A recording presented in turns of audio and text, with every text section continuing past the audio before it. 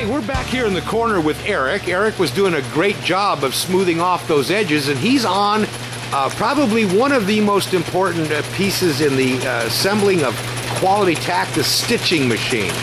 Now, Eric, what is this? A couple of layers of leather that you've put together? I see a darker piece and a lighter piece. Is that too? The harness and the lining leather. Okay. So the harness leather's on the bottom, is that correct? On top. Oh, on the top, and then underneath is the lining. So the lining is what would be in my hand or facing the horse? Is that? I mean, I'm kind of dumb about this, so. It actually would be facing the horse, the lining leather. The lining leather would be, okay. So you've taken 2 layers of quality permanent oak leather and you're stitching them in the groove that John showed us about not too long ago, right? Right. Whoops, I got a little too far away. I want to take a... Oh, now you're coming back, what, on the other side? Back around, yes. And this is going to be one of the pieces for a Rommel Rein. For the Rommel Reins, okay.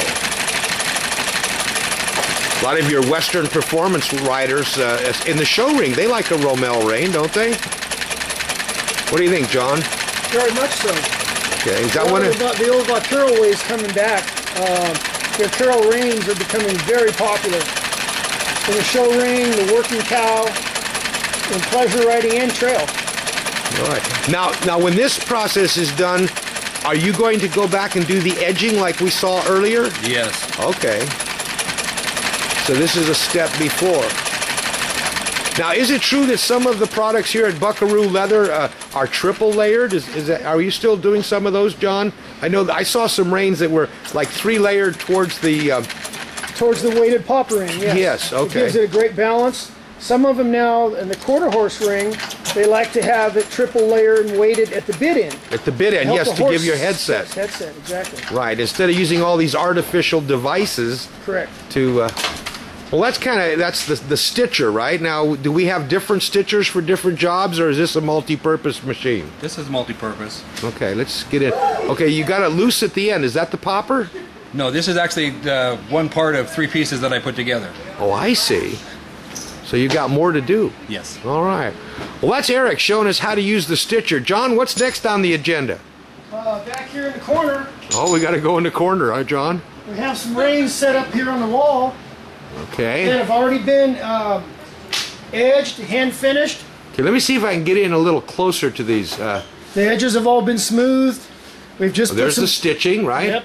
We've just put some oil on them. Okay. And this bucket right here has some reins that have just been oiled.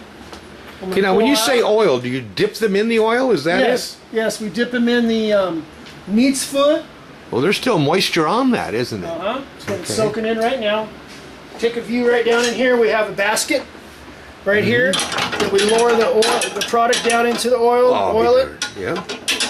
Pull it back up. Just like marinating a piece of meat, huh, John? That's exactly what we're doing. Wow. Now, let me ask you, I know you bring your Herman oak leather in, which has been tanned. Is that the right word? Tanned and cured in St. Louis. Right. Now, what you're doing is just adding more protection to it. Is that correct? That's correct. So it has a supple feel, and it gives it enough life and feel and communication in your hand with your horse. Now, other than the reins that I see hanging here, boy, look at that stitching. That's just phenomenal, John. That's just a great, and so smooth on the edges. This is what Eric was doing and Karen was doing. Yes. Is the edge work. Now, is this basically what you do with reins, or do you do this to all the pieces, John? Basically, all the pieces get the same painstaking handwork and finish. Yes. Well, I just can't believe that this kind of handwork is available everywhere, John. I mean, this is a long process. This is just like tanning the leather that takes 6 months in St. Louis. Right. When you take the leather, as we saw stripped today or made into pieces, what's the actual time spent to make a set of reins? What would you estimate? Oh, all the way through, John. Make them in batches of 6, and it probably takes about an hour from start to finish. Complete from start to finish. But you don't do a set of reins from start to finish. It goes through different processes. That's correct. It's time-wise, it's more beneficial and efficient to do multiple pairs at one time. Okay. Okay. Well, that's 1 hour on one set of reins, right? Right. Wow, that's 6 sets. 1 hour. oh, on 6 sets. of Okay, reins. and that includes the curing, like you're talking about here, and the Yes. packaging. Right. All right, that's phenomenal. That's phenomenal. And of course, using people that care about quality is important, and then that's what all just U.S. born and bred citizens are all our employees. Everything's made right here in our shop in the United States. Wow. And you know, I've talked to some of your employees for about, what, 20-some years. You've had some people here that have been doing the same thing over 20 years. That's phenomenal. Buckaroo Leather and the brand family, 28 years making the finest quality leather available to the performance horseman. John, what's this over here in the back behind you? this here is a rack where we oil and dip some of the products. We oil them like I showed you, and then this is the finish. Okay. Down here in the bottom we have Well, let me walk oils up and waxes, a special concoction in the bottom of a conditioner. here. Your secret sauce, eh, John? That's right. If you can get a close-up of this particular leather piece, this is a nose band for one of the bronc halters. Okay. And you can probably see our Buckaroo logo on there. That's Right. been actually branded, burned into the leather. And the difference in color, that shading, how did that come about? That's just because the oil has not dissipated all the way through the leather yet. Okay. And by morning, it'll all be solid color. Oh, it will? Yes. Okay, so this is still in the curing process. Yes, that's true. Now, obviously, John, that's pretty nice that somebody actually wants those that brow band with your logo on it, or is this a trophy product?